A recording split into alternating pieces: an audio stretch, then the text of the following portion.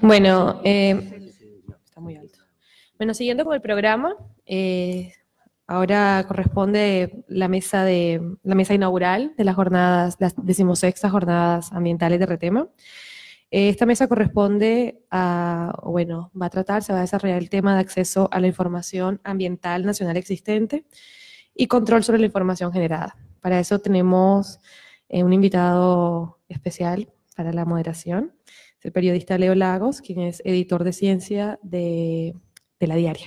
Así que bueno, bienvenido y adelante. Bueno, gracias por la invitación, bienvenidos todos. Son temas que son sensibles, son temas que son de profunda actualidad. La semana pasada se firmó el Tratado de Escazú, que obliga a los gobiernos signatarios a comprometerse al acceso a la información. Hay mucho por hacer. En Uruguay hay una ley de acceso a la información, no siempre se logran los resultados deseados, y en temas ambientales no es la excepción. A veces es difícil juntar la información, conseguir información que sea manejable, que sea pasible de ser procesada, no está centralizada, no está actualizada, a veces se niega, se invocan asuntos como la confidencialidad de acuerdos comerciales, y mientras tanto el tiempo pasa y cada cosa que no hacemos dejamos que otros hagan, y el asunto es importante.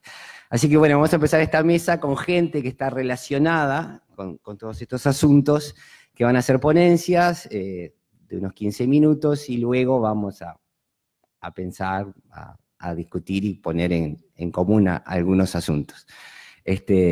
Vamos a empezar con Natalia Castañet, integrante del equipo técnico de la Institución Nacional de Derechos Humanos y Defensoría del Pueblo, que supongo que tendrás cosas interesantes para decir sobre el tema.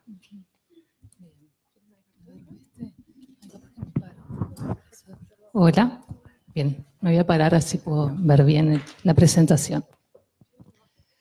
Bien. Bueno, muchas gracias a Retema por la invitación. Voy a hablar sobre el derecho humano, o sea, sobre el acceso a la información ambiental desde la perspectiva de los derechos humanos. La Institución Nacional de Derechos Humanos, que además está auspiciando estas jornadas, fue creada en 2008 y empezó a funcionar en 2012. El cometido es la defensa, promoción y protección en toda su extensión de los derechos reconocidos por la Constitución y el derecho internacional, y dentro de sus funciones se encuentra la de recomendar o proponer al Estado las medidas necesarias para que el ordenamiento jurídico y las prácticas administrativas institucionales garanticen el goce efectivo de los derechos humanos de acuerdo a los estándares internacionales vigentes. No se ve muy bien. Los marcos normativos en el plano internacional de los derechos humanos vinculados al acceso a la información ambiental tienen que ver, por un lado, con lo que son el derecho a la participación establecido en la Declaración Universal de Derechos Humanos, y por otro lado, los derechos referidos a la protección ambiental. En este caso encontramos el Pacto Internacional de Derechos Económicos, Sociales y Culturales, la Convención Americana sobre los Derechos Humanos y el Protocolo de San Salvador, la Declaración de Río sobre el Medio Ambiente y el Desarrollo, una resolución de la Asamblea General de Naciones Unidas sobre el derecho humano al agua y el saneamiento, y el acuerdo regional que mencionaba Leo, vinculante sobre derechos de acceso en asuntos ambientales, que fue firmado por Uruguay hace un par de días. Por otro lado, de carácter no vinculante, pero también referencias en el tema, es la observación general número 5 del Comité de Derechos Económicos, Sociales y Culturales, y los principios rectores sobre empresas y derechos humanos: proteger, respetar y remediar. El principio 10 de la Declaración de Río sobre el Medio Ambiente y el Desarrollo establece los tres pilares, tres principios de derechos humanos y de derechos ambientales: el derecho humano al acceso a la información ambiental, el derecho a la participación pública en la toma de decisiones ambientales y el derecho al acceso a la justicia, es decir, al acceso efectivo a procedimientos judiciales y administrativos para la prevención y resarcimiento de daños ambientales. Estos tres principios están interrelacionados entre sí y el derecho al acceso a la información es fundamental porque es condición necesaria para el ejercicio de los otros dos, de la participación y del acceso a la justicia. En cuanto a la normativa nacional en relación al derecho a la información ambiental, la Constitución de la República en el artículo 47 establece la protección del ambiente como de interés general y la participación de la sociedad civil en todas las instancias de la planificación, gestión y control de los recursos hídricos. Por otro lado, el artículo 27 también de la Constitución impide la censura previa en la comunicación y divulgación de la información. Otras leyes relativas al ambiente que también establecen criterios sobre el derecho a la información ambiental son el Código de Aguas, la Ley de Evaluación de Impacto Ambiental, la Ley General de Protección del Medio Ambiente y la Ley 18610, Política Nacional de Aguas. Y por otro lado tenemos también la Ley de Acceso a la Información Pública, la Ley 18381 del año 2008. Esta ley, y tiene también un decreto reglamentario que es del año 2010, establece como objeto la transparencia de la función administrativa de todo organismo público y también se basa en garantizar el derecho humano fundamental de las personas al acceso a la información pública. Define como información pública toda la que emane o esté en posesión de cualquier organismo público, salvo excepciones o reservas establecidas por la misma ley. Acá hay es importante esta definición de lo que es la información pública. Hay como un cambio de paradigma en el sentido que los organismos públicos no son los dueños de la información es pública, es de dominio público, el Estado lo que hace es custodiar esa información. Establece excepciones al acceso a la información en casos de que la información se puede clasificar como reservada o como confidencial en determinados casos establecidos por la ley. A ver. Acá me quedó cortado. Disculpas, pero me quedó cortada la presentación.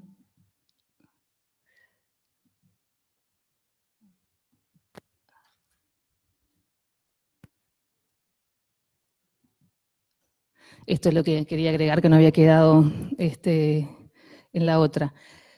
La ley exige que para clasificar la información como reservada o como confidencial, tiene que haber una resolución de la autoridad máxima del organismo, tiene que ser fundada y tiene que demostrar que la divulgación de la información genera un riesgo claro, probable y específico de daño al interés público protegido. Y establece también como órgano de control administrativo sobre el ejercicio del derecho a la información pública la unidad de acceso a la información pública. Este es un órgano dependiente de la GESIC que puede recibir denuncias en caso de que no se cumpla con este ejercicio de derecho de acceso. Más allá de las vías también judiciales para la tramitación de denuncias.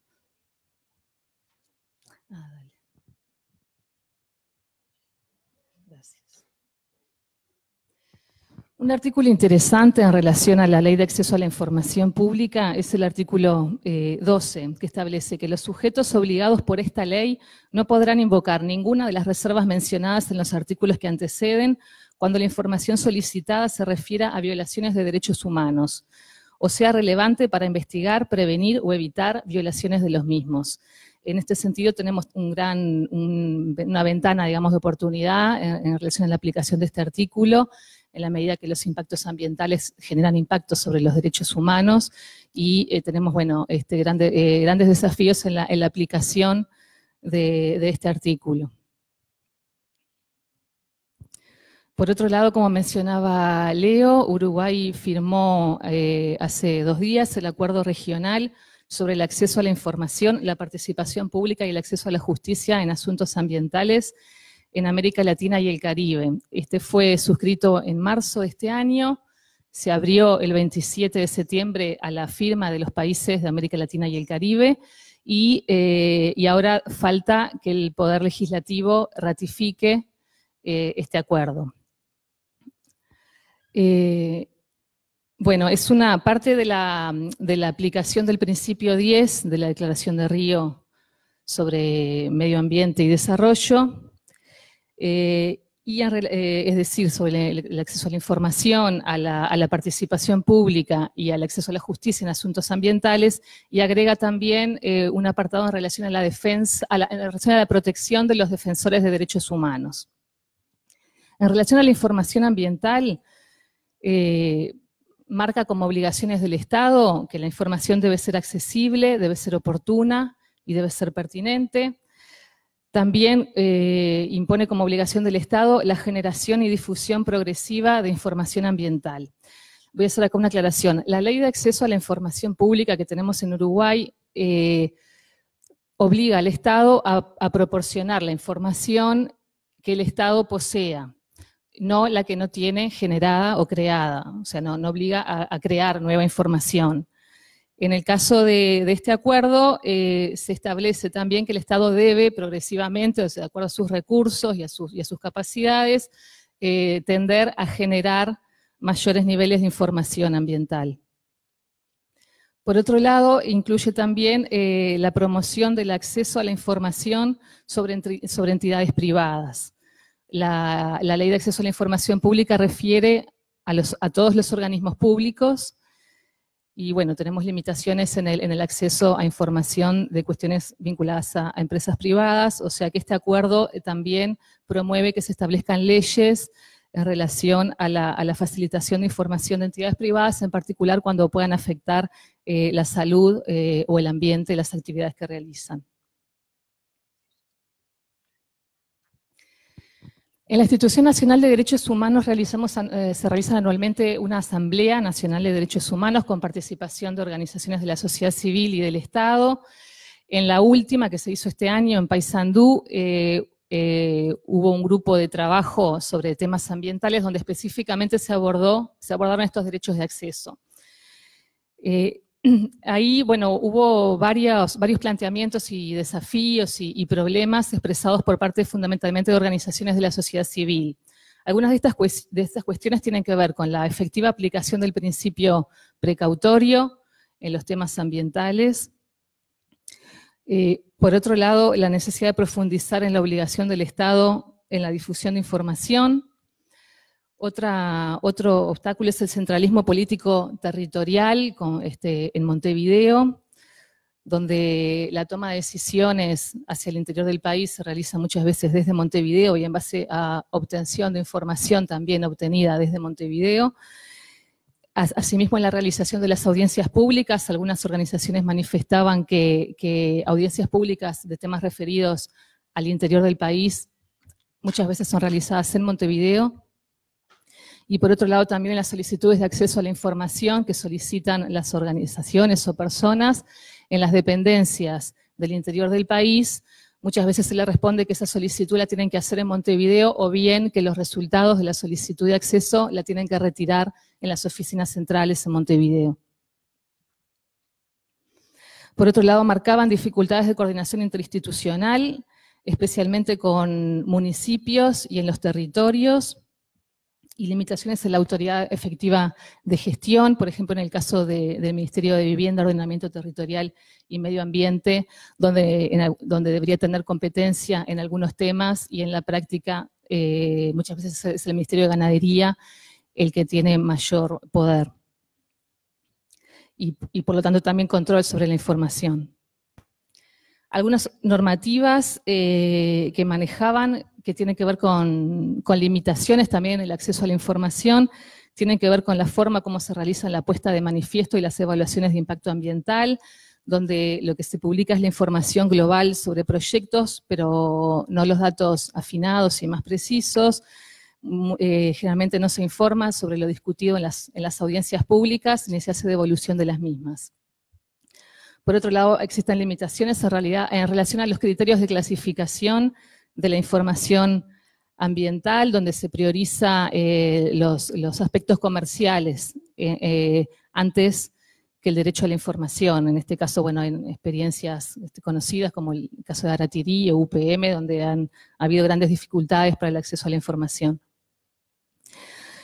Por otro lado, también se planteaba los decretos reglamentarios de la Ley de Recursos Hidrobiológicos, que constituyen también un acceso a la limitación al acceso a la información en la medida que establece que la DINARA se debe registrar en la DINARA y solicitar los permisos para la investigación sobre recursos hidrobiológicos. Esto podría considerarse como una limitación en el acceso a la información pública y también una especie de censura previa, en la medida que se requiere también la autorización de la DINAMA para la difusión de los resultados de las investigaciones. Otras de las cuestiones mencionadas por las organizaciones sociales tiene que ver en cuanto a la participación social en asuntos ambientales. Es necesario revisar lógicas de participación en los espacios existentes y la normativa, tendiendo a formas de participación más profunda y real, que tengan en cuenta todo el proceso, no solo, muchas veces se accede a la información cuando los proyectos ya están elaborados. Lo que se solicita es que haya participación desde el inicio de los procesos. Asimismo, falta difusión muchas veces de las instancias de participación. En cuanto al acceso a la justicia, también existen limitaciones en el poder judicial e inexistencia de peritos ambientales. Se debe considerar también que los impactos en el ambiente generan impactos en los derechos humanos. Existen también desafíos en relación a la divulgación y aplicación del conocimiento científico por parte del Estado y también resistencias institucionales, como son la dilación, la falta de funcionarios que realicen esa tarea de recolectar y brindar la información. La Asamblea también manifestó que el Estado debe apoyar el debate que está en este momento en discusión en la órbita de Naciones Unidas sobre el tratado jurídicamente vinculante sobre empresas transnacionales y derechos humanos y también promover la pronta ratificación del acuerdo regional sobre los derechos de acceso por parte de Uruguay. Bueno, por último quería mencionar algunas de las intervenciones que la Institución Nacional de Derechos Humanos tuvo en relación al derecho al acceso a la información ambiental en base a resoluciones, declaraciones o realización de informes temáticos. Se han realizado recomendaciones al Estado en relación donde se destaca el derecho al acceso a la información ambiental, en relación al uso de agroquímicos, en relación al ingreso de eventos transgénicos, en relación a la ley de riego con destino agrario, en relación al proyecto de ley de enajenación de predios de Rambla Sur para la construcción de un puerto fluvial marítimo de pasajeros, en relación a los residuos del proceso de potabilización de agua en aguas corrientes. Esta es una resolución que aprobó ayer el Consejo Directivo. Por otro lado, se apoyó la publicación del libro de las jornadas de Retema realizadas el año pasado sobre derechos humanos y ambiente. Y se creó también, por propuesta de la Asamblea Nacional de Derechos Humanos, la creación de un grupo de trabajo interinstitucional para profundizar en los aspectos sobre derechos de acceso en asuntos ambientales, es decir, a la información, a la participación y a la justicia. En la medida que no hay muchos organismos especializados en abordar estos temas, la idea es, bueno, conformar un grupo donde pueda participar sociedad civil, Estado y academia, junto con la Institución Nacional de Derechos Humanos, para profundizar en la aplicación efectiva de estos derechos. Bueno, finalmente, antes de terminar, quería decir también que el derecho de acceso a la información pública abarca a todos, y a la información ambiental, abarca a todos los organismos del Estado y comprende obligaciones para todos los organismos del Estado. Dentro de ellos está incluido también la Universidad de la República. La Universidad de la República entonces tiene grandes desafíos y responsabilidades en relación a divulgar el conocimiento, las investigaciones y la información ambiental. Por otro lado, también las personas tienen derecho a conocer los resultados de las investigaciones generadas con fondos públicos. Entonces, bueno, las jornadas de RETEMA son un ejercicio de buena práctica en relación a la efectiva aplicación de este derecho por parte de la red temática de medio ambiente, porque se permite conocer los resultados de muchas de estas investigaciones. Así que bueno, felicitamos a las jornadas y esperamos que la universidad pueda continuar problematizando en relación a estos temas.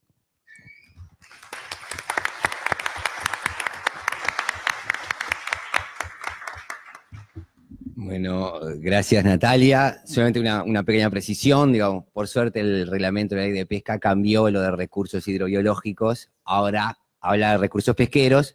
Si bien la función buscar y reemplazar no es de dominio de los que redactaron la ley, porque todavía sigue diciendo en 3 o 4 ocasiones recursos hidrobiológicos, pero por lo menos la acotó y sacó todo lo que tenía que ver con estudios ambientales, que antes estaba en un artículo específico, y los estudios ambientales deben incluir los mismos requisitos que los estudios para los recursos hidrobiológicos, por lo menos lo sacó eso.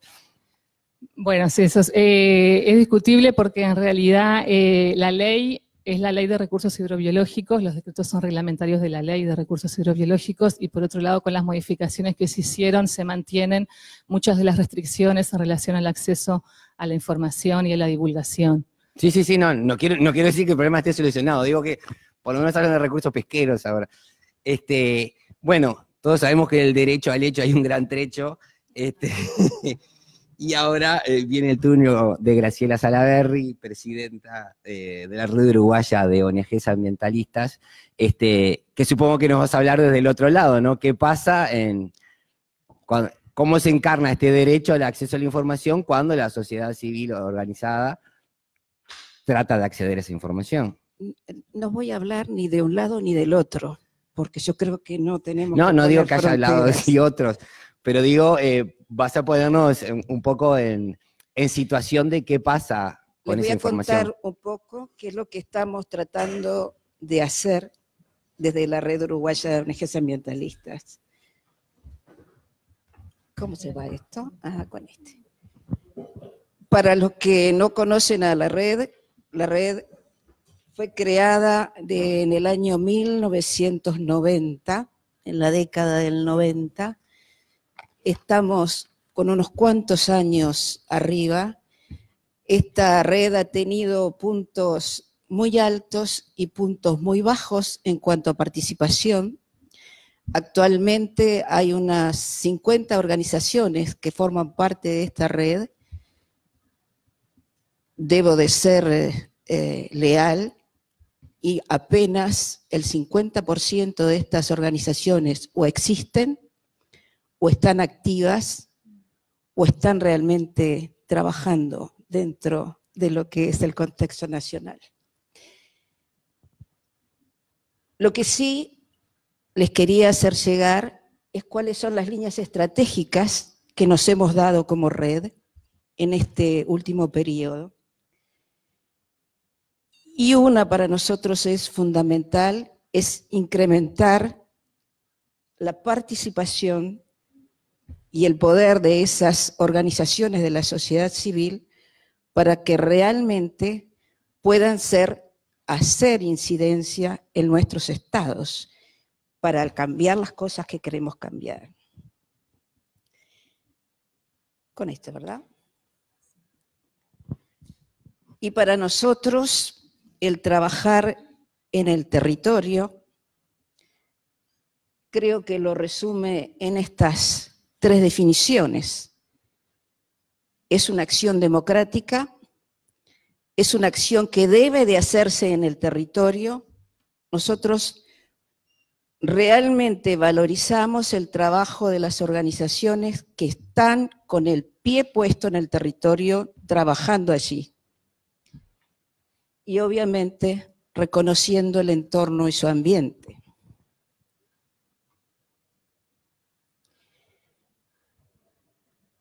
Y nuestra propuesta como red, no ya en el acceso a la información, sino a ser generadores de información, nosotros, los ciudadanos, es una plataforma de vigilancia ambiental.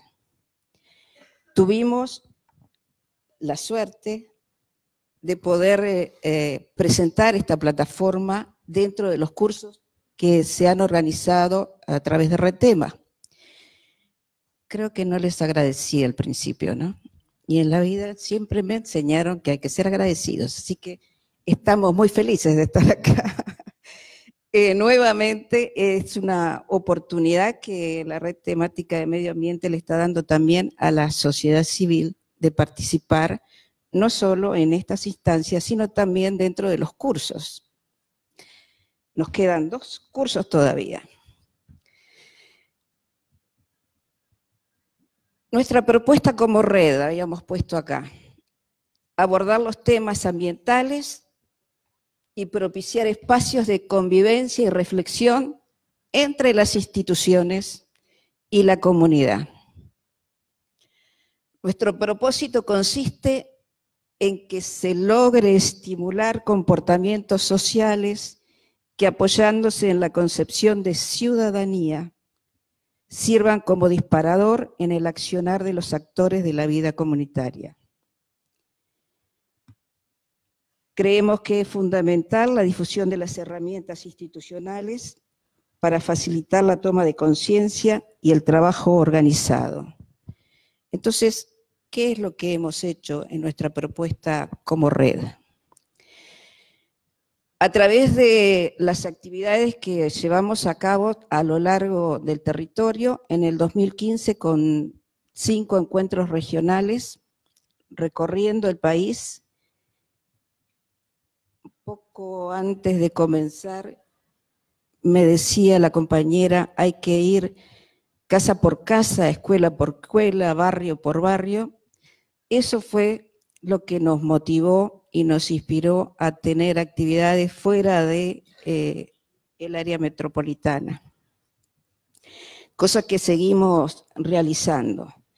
Y esta plataforma en realidad surgió de una actividad que se hizo en el norte del país, en el que las personas que habían participado, ya fueran de municipios, ya fueran de organizaciones de la sociedad civil, de centros educativos, nos decían que no sabían cómo conectarse las unas con las otras. Si había un reporte, una denuncia ambiental, no sabían a quién dirigirse, incluso las autoridades, debo decirlo. Había un terreno difuso entre quienes eran los que daban respuesta, y también surgía esto de que si la respuesta venía solo de Montevideo, es que entonces no podíamos hacer nada en nuestro territorio. Esta plataforma, con el aporte de personal técnico de la facultad, de la universidad, de la Regional Norte de Salto, llevó un periodo de 2 años para poderla llevar a cabo. Recién la estamos poniendo en marcha. Pero yo no les voy a mostrar cómo funciona la plataforma, simplemente contarles que la idea acá es que se realicen reportes desde la sociedad, desde los ciudadanos, desde quien sea, que van a estar incluidos en esa plataforma y van a llevar esa información a los órganos competentes. Les voy a contar que para nosotros esto es un largo camino porque vamos yendo departamento por departamento a conseguir el aval de las instituciones para que reciban la información y le den respuesta al ciudadano.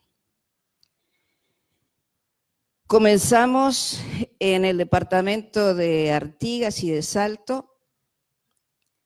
El lanzamiento se hizo en Baltasar Brum porque fue el primer lugar, la primera alcaldía, el primer alcalde que dio autorización para recibir la información y dar respuesta a los habitantes.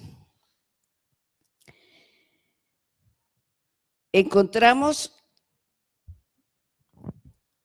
que teníamos que categorizar cuáles eran esos reportes o de la calidad de las observaciones en ese monitoreo ambiental ciudadano, que no es nuevo, que se hace en muchas partes,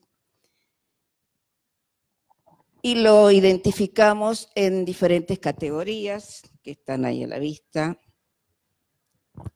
y teníamos que identificar para cada una de estas variables a quién le debía llegar la información.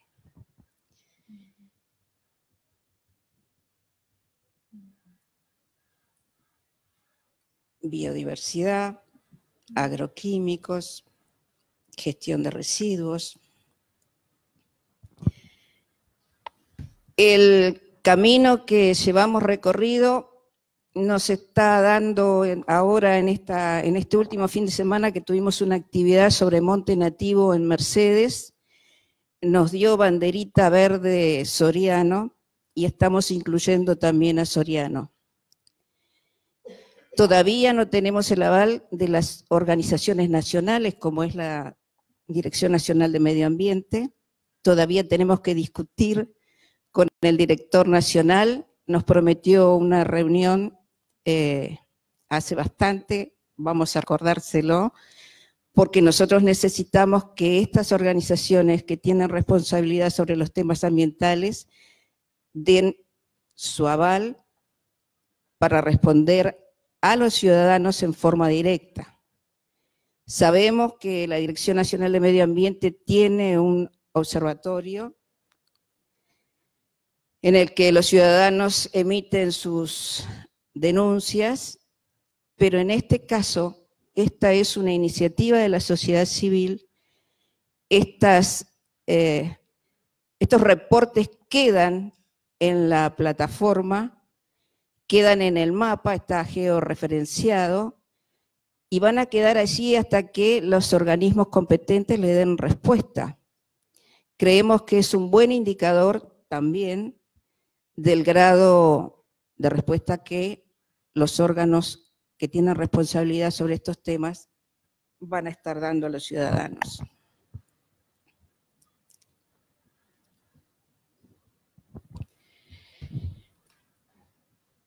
En este caso, entonces, lo que intentamos como red es brindar una herramienta más en la que todos y cada uno de nosotros, con responsabilidad, deberíamos estar confiando.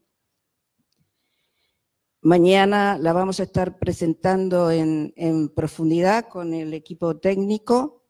Es de muy sencilla presentación.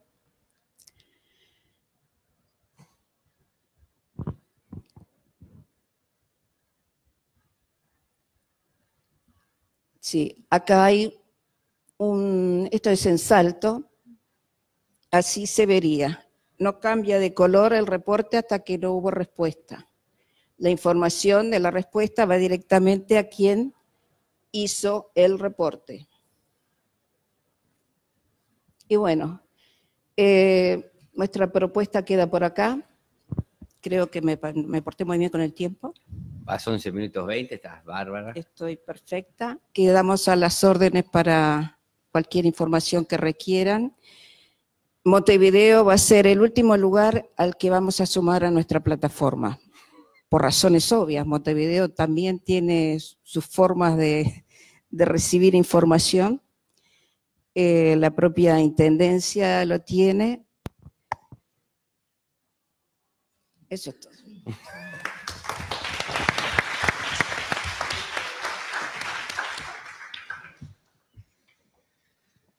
Bien. Ahora llega el...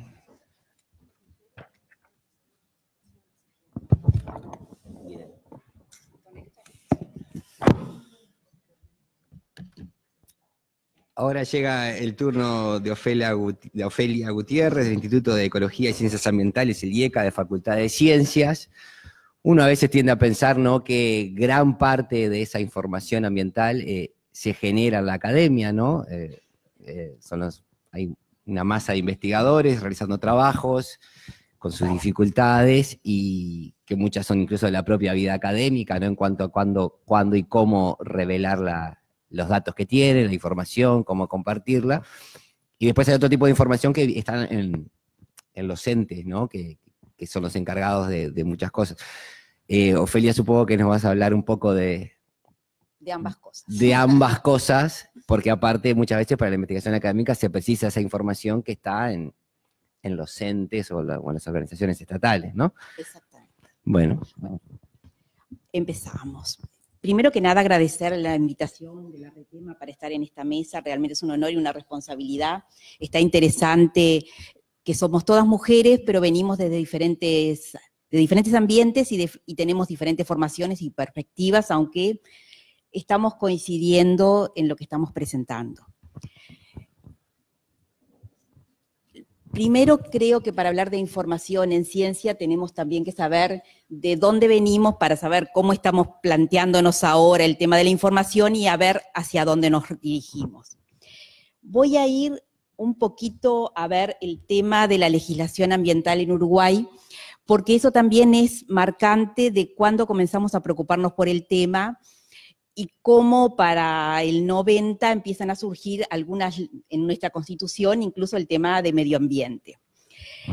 También hubo una Ley General de Ambiente por el año 2000 que consagra el desarrollo sostenible, y en el 2004, fruto del plebiscito por el agua de la Comisión Nacional de Defensa del Agua y la Vida, se incorporó el recurso natural agua en la protección ambiental. Hasta ahí veníamos todo bien, pero como dice el doctor Pablo Ligrone, luego empiezan las leyes de arrepentimiento. Esto de las leyes de arrepentimiento me parece que es un buen nombre para todo lo que vino después. En cierto momento empezaron a venir la ley 18.610 de la política de agua, en que hay participación, pero es como uno va, hace lo que...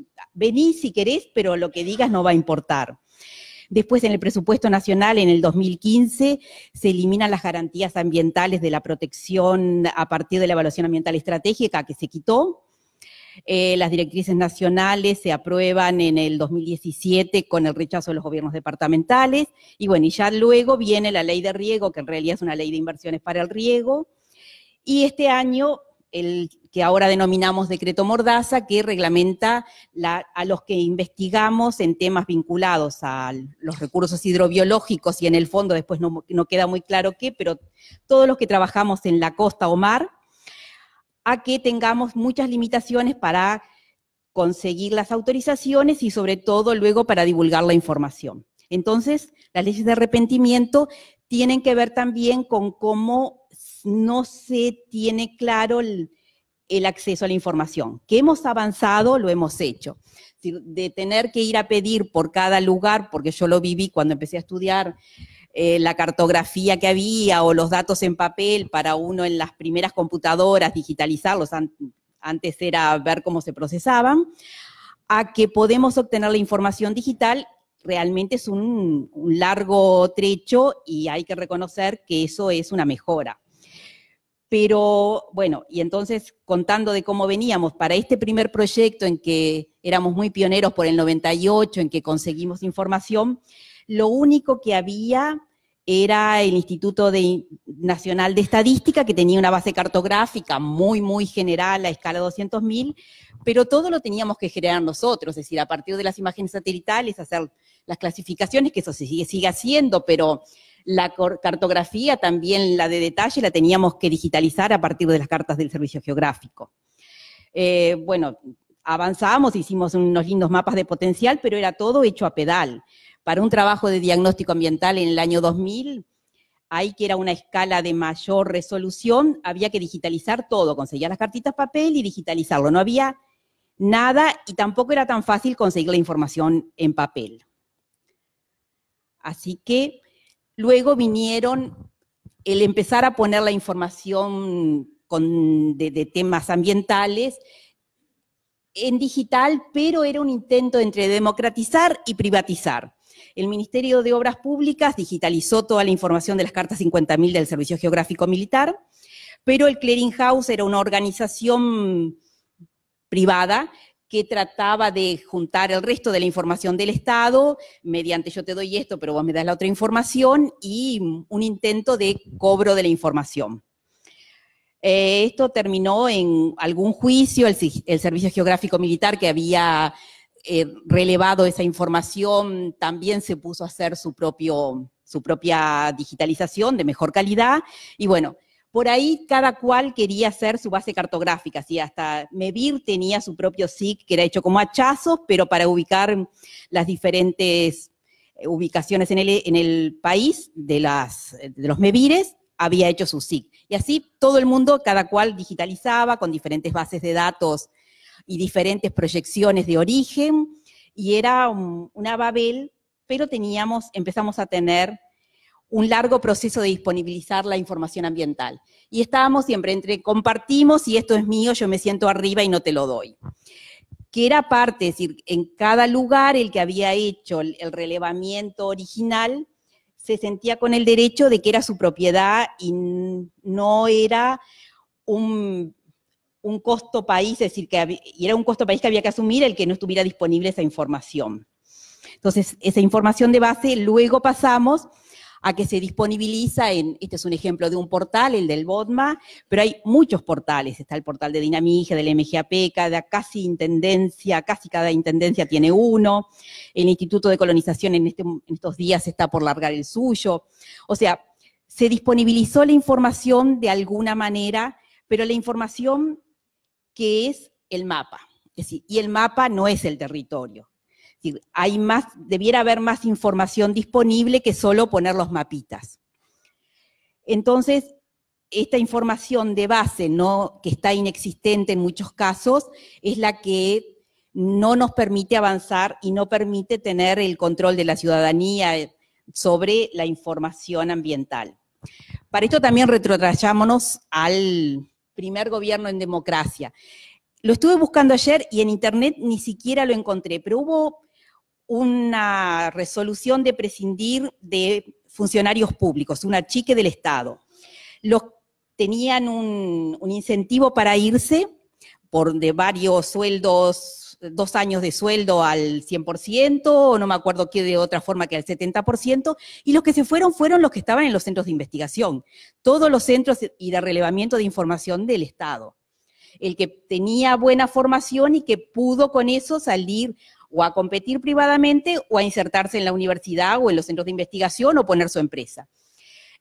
Como anécdota, en el Ministerio de Ganadería, Agricultura y Pesca, los primeros que se fueron los informáticos. No podían liquidar a todo el resto que se quería ir porque no había nadie que manejara la liquidación para cerrar. Entonces, quedó gente que quería quedarse, no todo el que se fue eran los únicos buenos, pero se fue la mayor parte.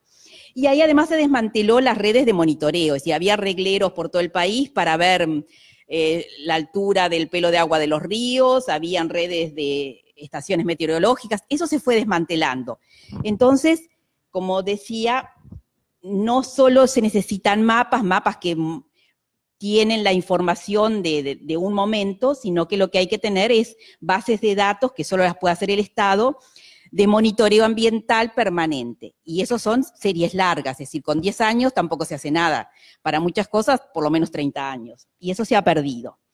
La academia tenemos otra lógica, porque no nos financian más de unos pocos años con un proyecto, tenemos que publicar, acá esto del publicar o perecer, y además, si nos presentamos con el mismo proyecto, a veces para continuarlo te dicen que ya lo tenés hecho. Si nos pasó con un proyecto de ecorregionalización en el que estaba con nosotros Braseiro, y nos decían que el relevamiento ya estaba hecho, que ya lo había sido financiado, y era una base de datos muy pequeña que se amplió con la nueva financiación, pero nos acusaron de que estábamos intentando robar el dinero.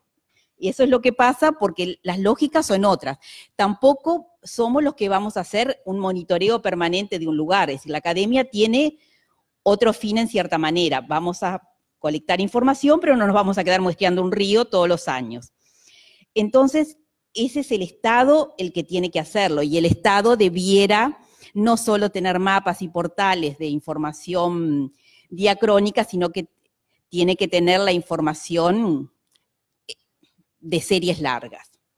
Así que los proyectos son a término y lo que necesitamos es saber si vamos a generar y disponibilizar la información desde parte del Estado para poder trabajar de otra manera. Es decir, cuando nosotros, por ejemplo, ahora con la ley, el decreto Mordaza, Nin Novoa en el Parlamento decía que una chica a la cual se le negó la información para hacer su tesis, lo que pretendía era que la tesis se la hicieran otros. No, ella lo único que quería era la información para poder procesarla.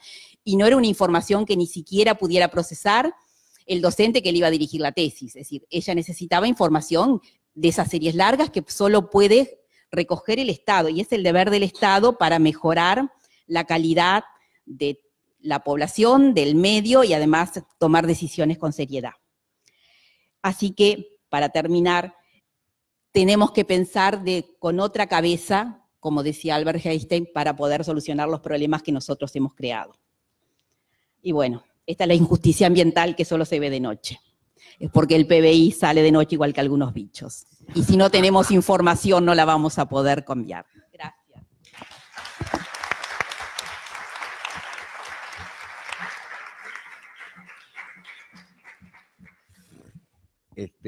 Bueno, muchas gracias, Ofelia. Y ahora yo quiero destacar la valentía de Betina Míguez, que viene de la Dirección General de Recursos Naturales del Ministerio de Ganadería, Agricultura y Pesca. Apuesto a que sí, pero quiero escucharla. Porque bueno, uno es periodista y a veces cuando trabaja en temas ambientales aparece siempre como el malo de la película, el ministerio donde ella trabaja. Y bueno, te agradezco que estés acá y que nos des tu visión desde allí. Bueno, ¿está bien así? Sí. Muchas gracias a Retema por invitarnos a participar de la jornada. Y primero que nada decir que trabajo en la Dirección General de Recursos Naturales del Ministerio de Ganadería, Agricultura y Pesca y no puse una diapositiva de qué era la dirección, pero viendo que explicaron todos de dónde venían, quizás lo tendría que haber hecho. Entonces, la Dirección General de Recursos Naturales es una de las unidades ejecutoras del Ministerio y es la que trabaja con, en particular, suelos, agua y campo natural, para poner un poco en contexto de dónde vengo. Entonces, no estoy ni con Dinara, ni con servicios agrícolas, ni con otras unidades ejecutoras. Entonces la presentación se va a acotar a la parte de recursos naturales. El índice en realidad es básicamente la generación de información que tenemos en la dirección. ¿Cómo se puede acceder a esa información? Quiero hablar un poquito de Indagea, por si no se conoce esa iniciativa del Poder Ejecutivo, y a futuro, qué es lo que esperamos. Entonces, en cuanto a generación de información, una parte esencial, diría yo, de DGRN son los estudios básicos de suelos. Y que es interesante lo que comentabas de los 90, porque en realidad la carta de suelos que existe a nivel país es a 1/1.000.000. Que es una unidad de mapeo de familias de suelos. Entonces es una carta es una escala muy grande, muy poco detalle, exactamente. Y se había hecho un trabajo de disminuir la escala o incrementar la escala, depende de cómo lo miren, ¿no? Pero, o sea, incrementar el detalle de la información de suelo, justamente en los años 80, que fue desmantelado por esto mismo que comentabas. Entonces, si bien hay información a escala 1/100.000 en algunas partes del país, todos esos equipos se fueron en ese momento y quedó en nada, se frenó. Entonces es una linda noticia en realidad que tenemos ahora un equipo de como 20 personas trabajando en estudios básicos de suelos, haciendo una carta de reconocimiento detallado a 1/40.000. ¿Y por qué es importante esto? Porque ya vamos a series de suelos, no vamos ni siquiera a familias de suelos, es una granularidad realmente mucho más rica, que va a ser esencial para la planificación, para la conservación, para la investigación y también para la gestión. Entonces es una buena noticia que se está haciendo. Pongo allí año 2016 porque en el 2016 empezaron a publicarse algunas partes, pero vamos de a pedacitos, entonces por ahora está la cuenca de Santa Lucía, ya está toda completa. Se ha hecho una parte en el este, alrededor de la Laguna Merín, y en el correr de este año, el año que viene, etcétera, van a seguir agregándose. Creo que lo que sigue ahora va a ser un poco el litoral oeste. Y esa carta, no se ve mucho, pero todos estos colorcitos aquí son justamente las unidades de mapeo, y esto es lo que está disponible ahora. Luego podrá disponibilizarse el resto del país, pero como ven es un trabajo que va a llevar mucho tiempo porque requiere de hacer perfiles a campo, describir los perfiles, laboratorio, y luego poder compilar toda esa información y realizar el mapeo. Pero se está haciendo y es un lindo trabajo que va a ser de un buen insumo para el país. Una de esas cosas que solo el Estado puede hacer y que se está haciendo es una buena noticia. Después, la otra cosa la otra información rica, importante que tiene la Dirección General de Recursos Naturales son los planes de uso, que si no han escuchado hablar de los planes de uso de suelos, es un esfuerzo grande de intentar revertir el problema de la erosión a nivel nacional. Entonces, lo que es un plan de uso es el requisito de que se determine una rotación, sucesión de cultivos y pasturas en un predio con determinado uso, con determinado manejo, para que no resulten pérdidas de erosión mayores a la tolerancia de ese suelo. De alguna forma, garantizar la conservación del recurso suelo, que si no saben es algo que demora mucho tiempo. Si uno pierde la calidad, si se degrada, toma muchos años revertir esa situación. Entonces, en ese sentido, en el 2013 se comenzó a requerir los planes de uso. En principio era para agricultura de secano, en principio era para predios mayores de 100 hectáreas, ahora son predios mayores de 50 hectáreas, y hay casi 1,5 millones de hectáreas del Uruguay agrícolas, más del 95% de la producción agrícola que está dentro de este sistema. Y este sistema también requiere la acreditación de ingenieros agrónomos para la presentación de esos planes, y tiene consecuencias en términos de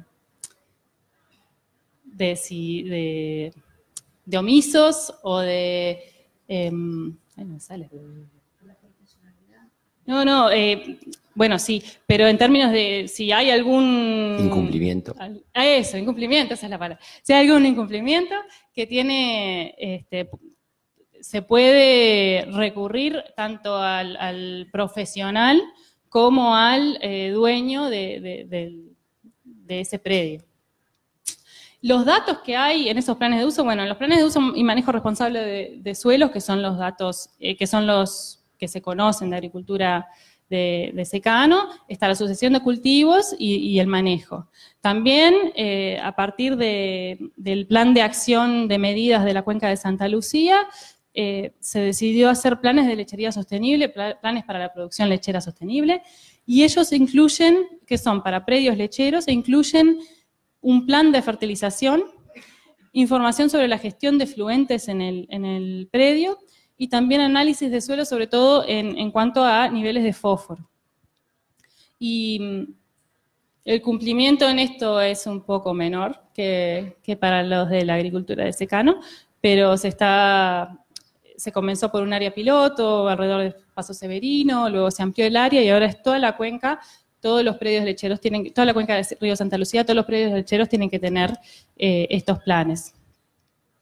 Y después están también los planes de uso y manejo de suelos y aguas, que en realidad son planes anteriores a cualquiera de los otros dos, que son cuando un solicitante de una solicitud de derechos de uso de agua ante DINAGUA tiene que además...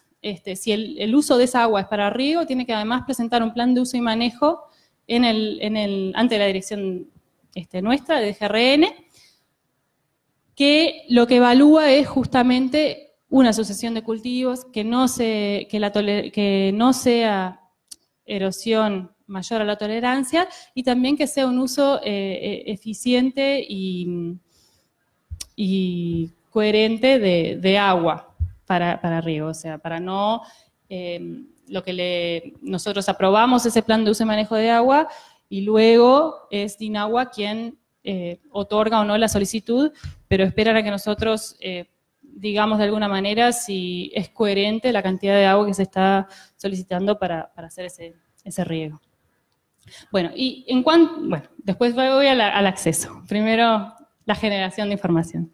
Y luego en campo natural, que es la tercera pata que tenemos en DGRN, que existe la mesa de ganadería sobre campo natural, y a pesar de que la coordina DGRN, y se está trabajando en tipología de pastizales, hay varios proyectos en prácticas de manejo y conservación, con la idea de lograr llegar a indicadores de degradación del campo natural, teniendo en cuenta diferentes, como incentivación, como incentivo para el buen manejo y la adaptación a la variabilidad y cambio climático, sobre todo en productores familiares en campo natural. Acceso a la información. Ahora vamos a lo que atiende un poco más a esta charla. Primero contar que el Ministerio de Ganadería, existen muchos portales.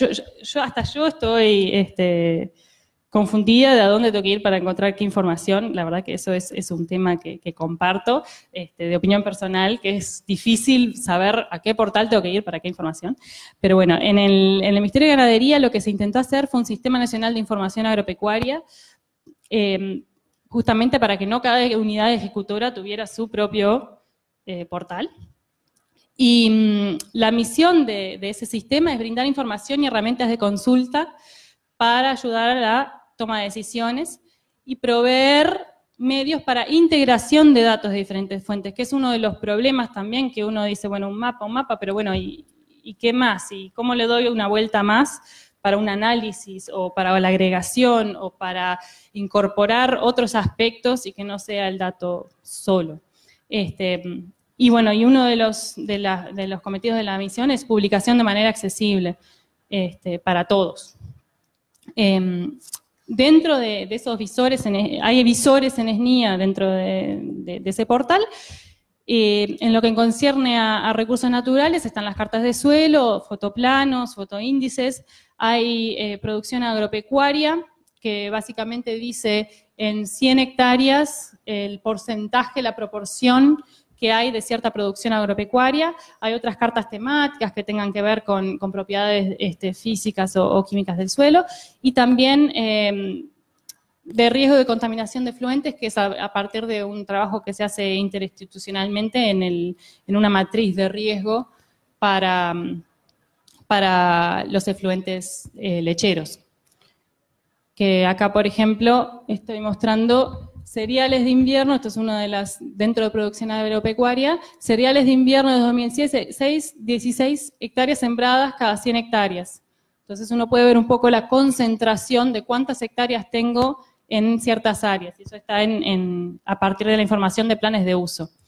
Y este es otro ejemplo que tiene que ver con el riesgo de contaminación por efluentes. Aquí lo que se marca es, para toda la cuenca de Santa Lucía, esto es un zoom para verlo un poco mejor, la distancia a los cursos de agua. Entonces en este caso tengo marcado los 500 metros, entonces cualquier productor puede ir y ver a ver a qué distancia estoy de un curso de agua, si estoy dentro de una distancia que puede ser considerada más riesgosa, y la vulnerabilidad del acuífero Raigón, también con las determinaciones. En este caso el acuífero llega hasta allí, por eso está cortado, ¿no? También para poder que se pueda visualizar en qué riesgo estoy yo en mi predio. Ahora vamos al tema de la clasificación de datos, que es un debe que tenemos en la Dirección General de Recursos Naturales. A partir de la ley que se mencionaba de acceso a la información pública, la información puede ser clasificada en pública, reservada o confidencial. Hubo una consultoría externa que ocupó a todo el ministerio en el 2010, que se basó en todo lo que en ese momento eran expedientes en papel, sobre todo por lo menos para nuestra dirección, y en base a las recomendaciones de esa consultoría, se sacó una resolución ministerial, que es lo que debe hacerse para clasificar la información, que decía tal información es así, así. Y básicamente esa resolución está un poco desactualizada, porque ahora tenemos nuevos sistemas de gestión, tenemos más información, más datos que recabamos, información que está digital, nuevas capas que se pueden crear a partir de juntar uno y otro dato, y se requiere una clasificación de todos los datos que tenemos en la dirección, que se generan en la dirección. Y es un trabajo que no es de un día para el otro y que va a llevar su tiempo. Entonces, por ejemplo, aquí en lo que ven arriba, son todos los planes de uso, o sea, cada chakra que se pone en el sistema de gestión de uso, que si yo voy atrás, les mostraba el sistema de gestión. Cada ingeniero, cada técnico responsable tiene que marcar la chacra en la cual va a realizar tal y cual sucesión de cultivos. Entonces, esto es un mapa de cada chacra, y luego esa información que no puede ser,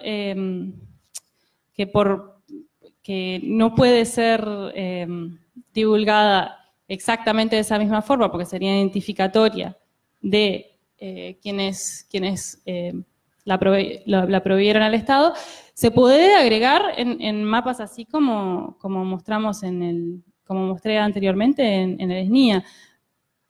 Pero hay una pérdida de información de uno al otro, que hay un punto medio que se tiene que poder llegar, y para eso se requiere esa clasificación de la que estamos hablando. O sea, el SNIA tiene todo clasificado, todos los datos que posee, pero a la interna de cada unidad ejecutora hay trabajo que realizar.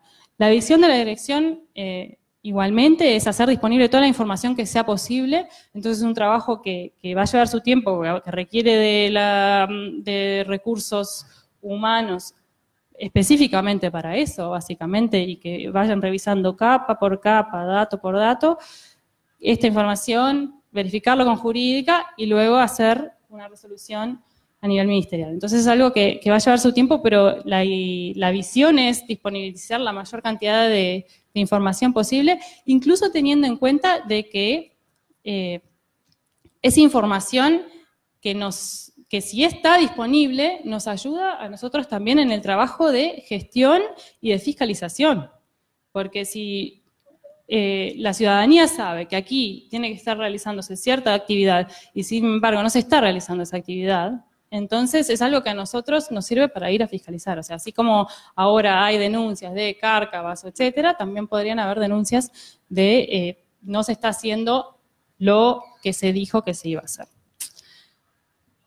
Pasando un poco ahora cambiando un poco abriendo la perspectiva desde DGRN participa también en esto que es Indagea, el representante de MGP, Silvana Delgado, que trabaja en recursos naturales, y quería contar un poquito, porque si bien esto es algo que no es hacia la ciudadanía, igual me parece que es importante contarles qué está ocurriendo a nivel del Poder Ejecutivo. ¿Qué es Indagea? Indagea es la Infraestructura Nacional de Datos para la Gestión Ambiental.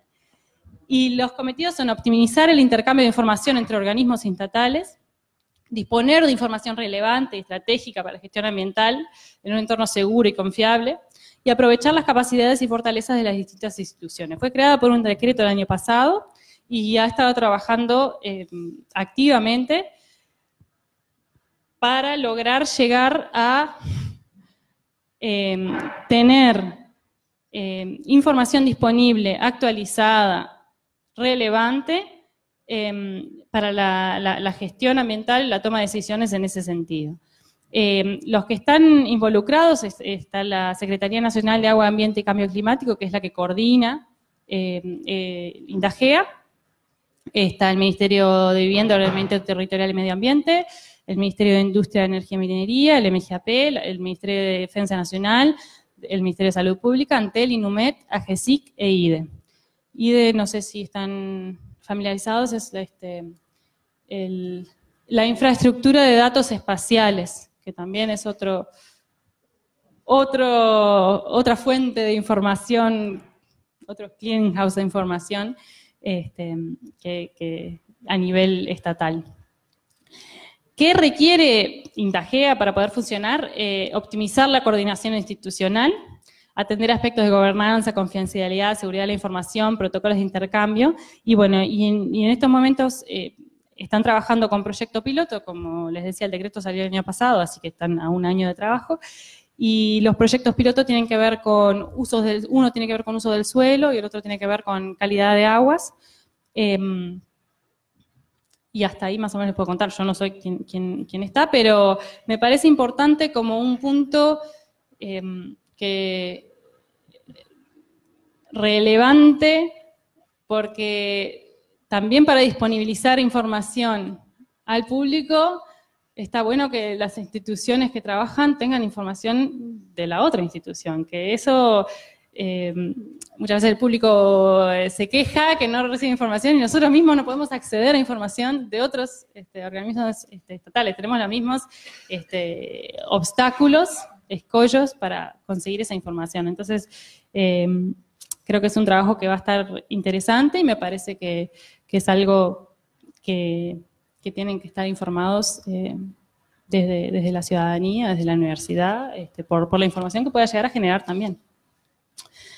Bueno, y a futuro, de parte del Ministerio se quiere hacer un sistema integrado, porque en estos momentos toda la información, como les decía, está en cada una de las unidades ejecutoras, y la idea es que que así como Servicios Ganaderos tiene el Sistema Nacional de Información Ganadera, tiene la trazabilidad, sabe dónde está cada vaca, básicamente, en el territorio. Bueno, la idea sería que de parte del resto de las unidades ejecutoras, que sabemos las actividades que están en el territorio, que podamos tener información actualizada de todo lo que está ocurriendo y verla en un mismo sitio. Eso va a fortalecer la planificación de proyectos y el seguimiento de proyectos de desarrollo, la gestión y la conservación de los recursos y la fiscalización de actividades. Entonces, pero bueno, ahí puse la carretera porque es un largo camino, hay problemas a todo nivel, problemas de acceso desde afuera hacia adentro de una institución, dentro de una institución, entre las diferentes divisiones, departamentos, etcétera, y dentro del Estado también entre los diferentes entes. Pero no los quiero dejar con una sensación negativa, sino que hay varias iniciativas trabajando para atender a cada uno de estos problemas y me parece que vamos a ir en un buen camino a mejorar y tener mejor información ambiental disponible en el país. Y con eso, muchas gracias y espero poder contestar preguntas en el diálogo. Bien,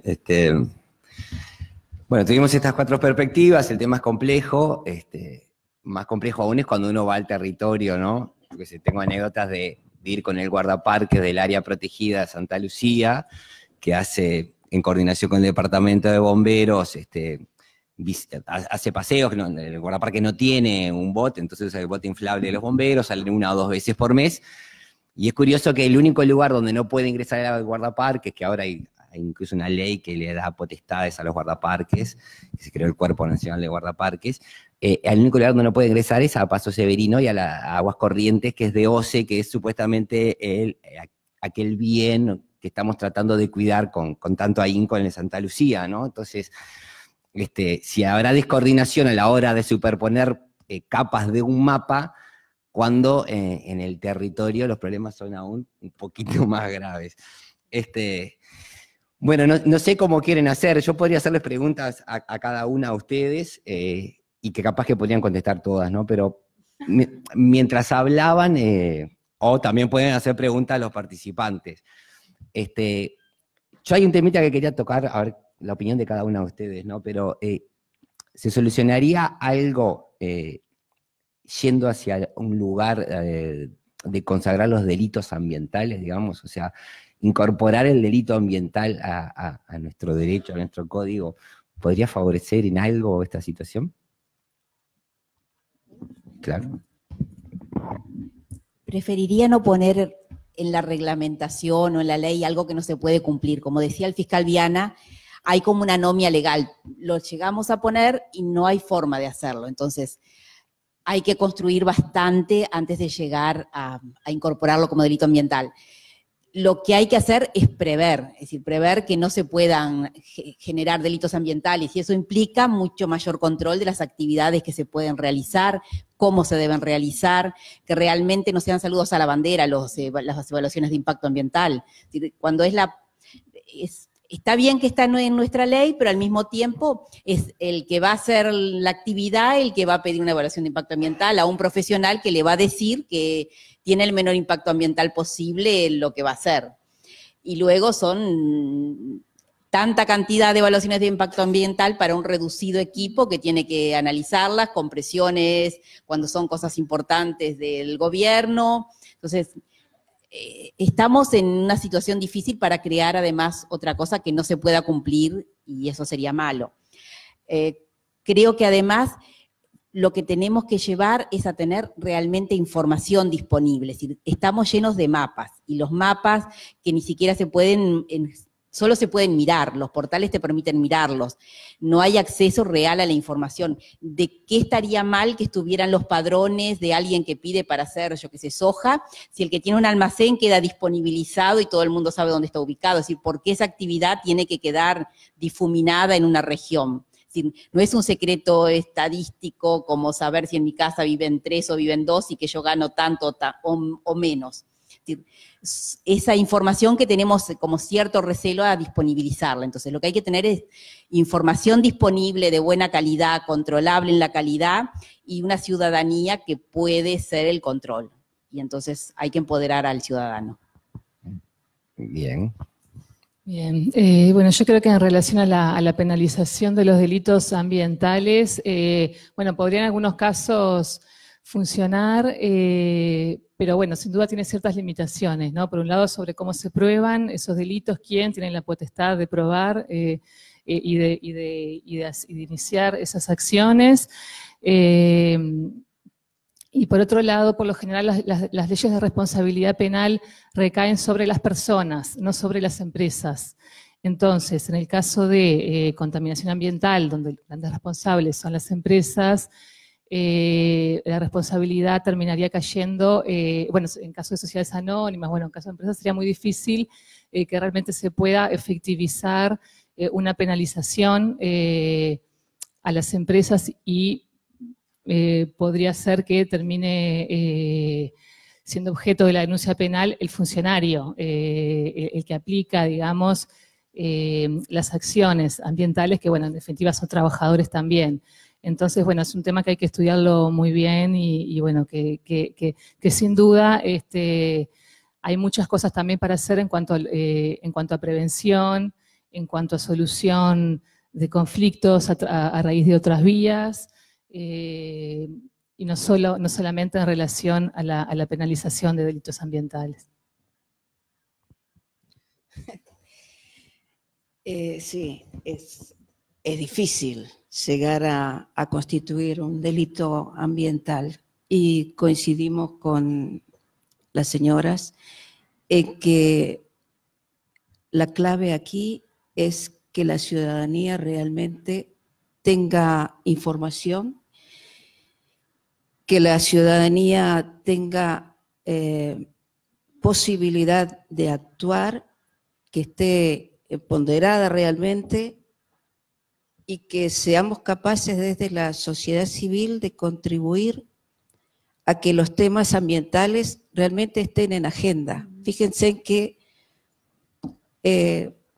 yo tengo que decir mi decepción cuando veo tan poca gente en un estudio como este, en un lugar como este, en el que estamos convocando a gente que está trabajando en la temática y que, bueno, tal vez no era el mejor día, tal vez no era el mejor horario, pero estas cosas pasan muy habitualmente. Es muy difícil convocar a la gente, aunque se dice que los temas ambientales son de importancia para la vida. Y fíjense en cuál es la importancia que le estamos dando.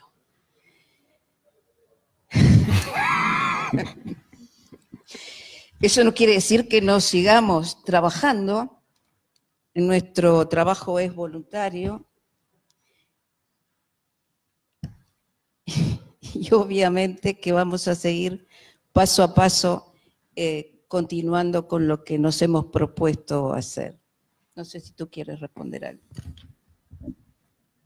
Bueno, la parte legal no es lo mío, pero sí coincido con Ofelia, que me parece que lo primero que hay que hacer es hacer cumplir lo que ya está, y que con eso ya llegaríamos a un mucho mejor resultado de lo que tenemos ahora. Entonces, no sé, estoy de acuerdo también que el tema ambiental tiene que estar en agenda y tiene que ser algo que la sociedad lo reclame.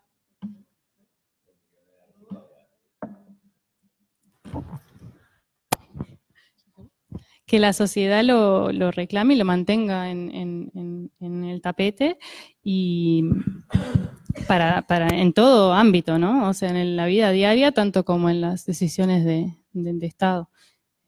Pero la verdad que algo tan específico como delito ambiental constituir o no puedo hablar. Bien, después otra impresión, que tal vez es muy personal, ¿no? Pero creo que ustedes la han reflejado, ¿no? Hay una superposición, hay demasiada información. Es un problema que excede a lo ambiental, ¿no? Cuando vos tenés demasiada información en distintos lugares, en distintos formatos, a veces puede parecer que hay mucha información, pero lo que justamente no está garantizado es el acceso ni poder procesar esa información en tiempo y en forma, ¿no? Ustedes ahora estaban haciendo este portal de denuncias, la Dinama supuestamente tiene una recepción. Conversando con ellos una vez me decían que a veces lo que se complicaba era cómo interactuaba ese dato, ¿no? Si está en otro formato, para que ingrese después en su propio sistema de seguimiento de la denuncia, ¿no? Y como vos bien decías, ¿no? El Ministerio de Agricultura y Pesca es como que tiene demasiadas bases de información que a veces no son compartidas ni siquiera dentro del propio ministerio, ¿no? A veces una forma de desinformar es dar mucha información de una forma no integrada o con formato incompatible, ¿no? No sé, quería su opinión sobre eso, para mí a veces no es que falte la información, sino que está compartimentada. Bueno, adentro de la academia, todos conocemos las conclusiones, porque por lo general los académicos, para poder seguir sobreviviendo en el sistema universitario, tienen que publicar, pero no publican sus datos. Y cuando se le pide que publique sus datos, bueno, hay un proyecto por allí, una persona que está por acá, muchos se muestran ese mismo sesgo que tienen a veces una institución, que todos podemos desde la vereda de enfrente criticar, decir, no, el mapa lo hice yo, el mapa es mío, pero los científicos también piensan que su serie de datos son de ellos. Incluso a veces hay una lucha más descarnada, me pasó cuando aparece una franciscana muerta en la costa, y una pelea para ver quién se la lleva de Facultad de Ciencias. Estamos hablando de un organismo concreto, ¿no? Imagínense los datos. Y a pesar, bueno, y quería también comentar que a pesar de lo penoso que pueda parecer esto, a veces suceden cosas, ¿no? Por ejemplo, ahora salió una reglamentación de la Dinama para prohibir por 2 años los permisos de caza de patos, que si bien supuestamente la Dinama ya estaba trabajando en el asunto, todo se destapó, digamos, a través de una denuncia de la gente de Coendú. O sea, a veces las organizaciones que hacen una denuncia o dicen algo, a veces se responde, no siempre en tiempo y forma, pero a veces se responde, en este caso sí. O sea, hay una superposición, hay demasiado dato poco integrado.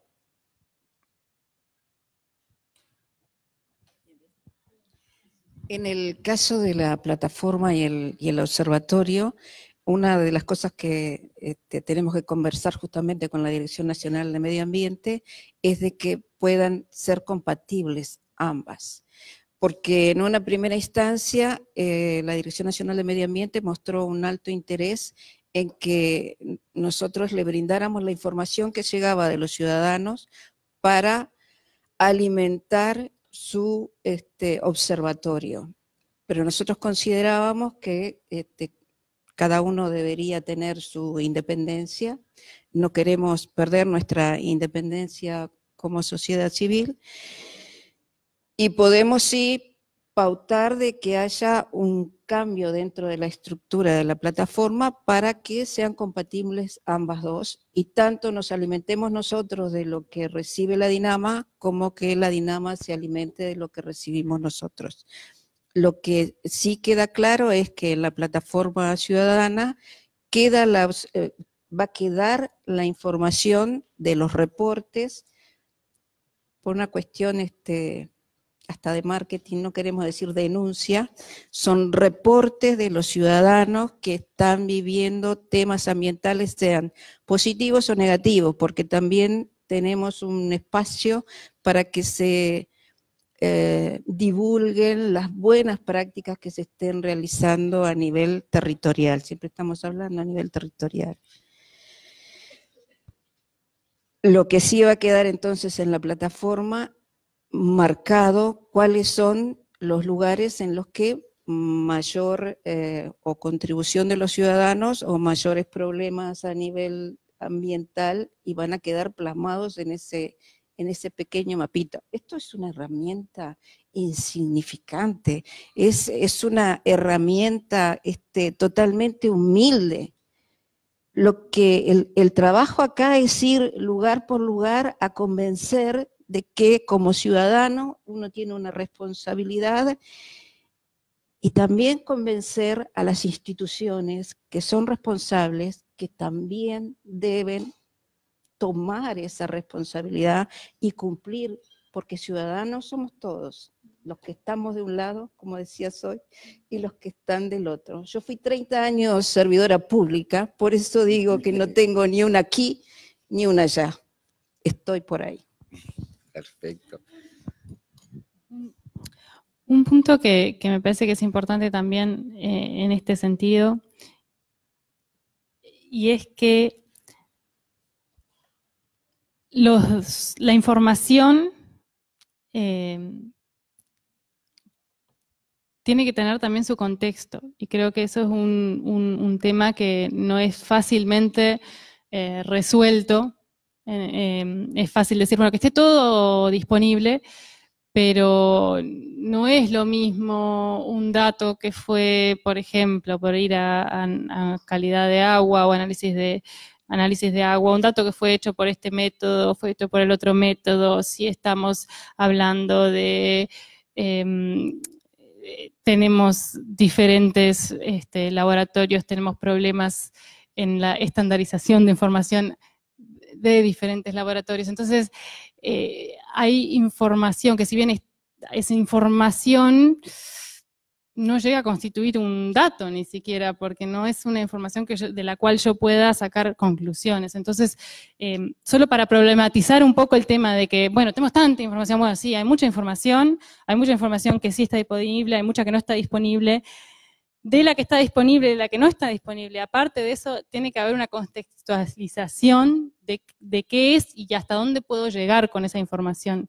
¿Qué me dice y qué no me dice de lo que estoy haciendo? Y que creo que es algo que requiere un trabajo de capacitación o de alguna forma es didáctico en cuanto a qué información puedo usar, para qué cosas, cómo puedo usar esta información. No para frenar la información, sino además de los mapas se necesita más contexto, no sé cómo ponerlo sin contexto. Coincido plenamente con Natalia. Realmente tenemos demasiado... No. ¡Ay! La bauticé. Tenemos demasiada información en mapas y lo que nos falta es información realmente de series. Se va a hacer cualquier actividad nueva, yo qué sé, una pastera, una minera, y siempre nos dicen, la ciudadanía, los científicos, el propio gobierno, bueno, falta información de base. Porque lo que falta son series para poder conocer realmente cómo está respondiendo ese lugar al cambio climático que estamos teniendo, al cambio global que estamos teniendo. Es decir, hay aumento de precipitaciones, incremento de eventos, y no tenemos información de series largas y con un grano denso en el territorio como para poder saber hacia dónde vamos. Los metadatos de los que estás hablando no existen de casi nada, es decir, tenés información para ver que le puede ser muy linda a un liceal que tiene que hacer un trabajo. Yo como científica, si voy a bajar, ni siquiera está disponible el shape, es decir, no puedo descargarlo en la mayor parte de los portales. Aparte de que si lo puedo descargar o voy y tengo un conocido, porque uno siempre conoce a alguien que te lo puede disponibilizar mediante una carta, en que la presente, yo que sé, te lo da ese mismo día y vos empezás el trámite para que te lo entreguen dentro de 3 meses. Pero ese shape no sé cómo lo construyeron, cuál era la información con la que lo generaron, cómo lo digitalizaron, si era a partir de análisis de muestras de suelo o no sé, o muestreos de agua, en qué laboratorio, cómo.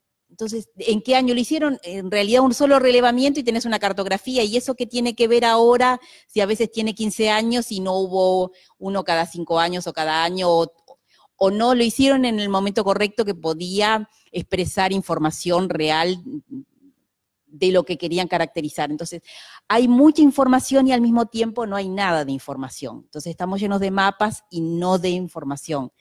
Y los portales nos confunden. Es decir, y además nos dicen, tienen todo eso ahí, ¿para qué piden más? ¿Sí? Faltaría otra cabeza para pensar la información para poder actuar. Bueno, yo creo que hay una complejidad misma en lo que tiene que ver con la definición de lo que es la información ambiental, ¿no? Porque en sentido amplio el ambiente, digo, es todo, y lo que es información ambiental, las posibilidades de generación son infinitas. Entonces, evidentemente, el Estado debe poder priorizar cuál es la información ambiental que quiere generar, y esto debería poder hacerse mediante la coordinación interinstitucional y mediante la participación de la sociedad civil también. Por otro lado, bueno, a veces también creo que otro desafío es la accesibilidad de la información, en el sentido que pueda ser ubicada y interpretada por diferentes públicos, ¿no? Porque muchas veces para llegar a determinada información se necesita un conocimiento técnico muy especializado para saber dónde buscar esa información, qué tipo de información se necesita y cómo interpretarla también. Se debería poder generar información leíble, digamos, como en distintos formatos para diferentes públicos también. Y bueno, yo también quise escuchar los aportes del público sobre el tema.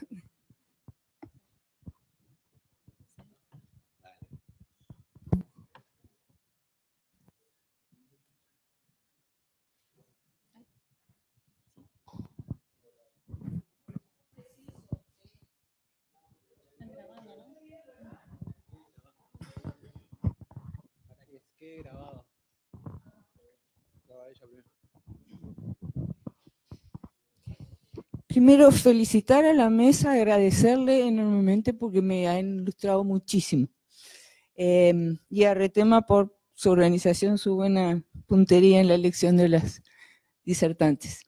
Me quedan un montón de preguntas, no sé cuál elegir, pero a ver, yo creo que la mesa derivó hacia tomar como núcleo de su discusión la información en sí, la generación de la información, la distribución, acceso, la propiedad, si quieren, de la información. Y se fue un poco de lo que yo me imaginé, capaz que mal, que iba a ser el caso de aplicación concreto de esto, ¿no? Porque se refiere a lo mismo, que es el decreto de recursos hidrológicos o pesqueros o no sé cómo, ¿no? Vino bien la aclaración de Elías sobre la palabra, me parece. Cuando hablamos de derechos y de conceptos en abstracto, y yo qué sé, ¿no? Como el acceso a la información y todo eso, nos resulta más difícil, en general, imaginarlo así, genéricamente y en abstracto. Entonces yo quiero hacer dos preguntas. Una, Ofelia, que es, para poner la carne a esto, que es, ¿qué tipo de investigación sobre recursos hidrológicos se puede hacer? Hasta se me ocurre que podría ser una no mala idea hacer una exposición de esto, para figurarse mejor cuáles de esas investigaciones pueden ser, y acaba mi segunda pregunta, que es a Bettina, reservadas, confidenciales o públicas. O sea, ¿en qué caso? No le pido a ninguna de las dos que haga digamos un informe exhaustivo, ¿no? Pero que pongan ejemplos.